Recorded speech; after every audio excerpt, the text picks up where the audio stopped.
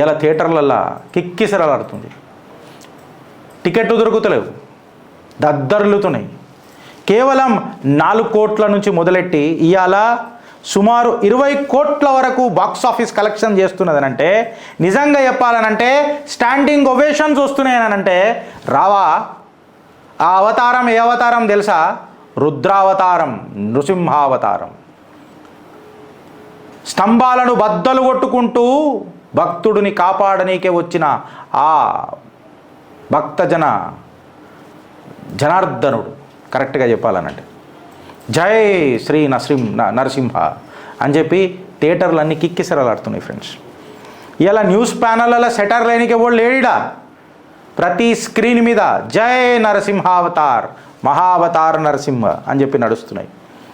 ఇలా ఎన్డీటీవీ కూడా కథనాలు నడపలేకపోతున్నది. అంటే NDTV types of channels, I take back my words. అట్లాంటి ఛానళ్ళు కూడా ఈ సినిమా చాలా హిందుత్వకు ప్రో ఉన్నది అని అనేటట్టు ఏం లేదు.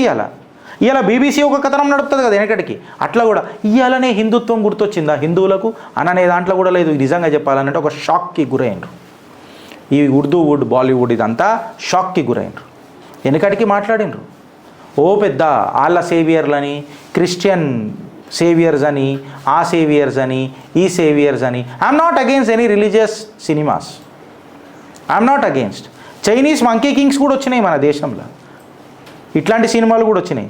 కాకపోతే ఎప్పుడైతే మన భగవంతుడి గురించి మనం మహావతారాన్ని మాట్లాడుకుంటామో ఇదేం పిచ్చి అని చెప్పి మాట్లాడతాడు చూడు. జబ్ మేరా ఇతిహాస్ కో आप अपहास करते हो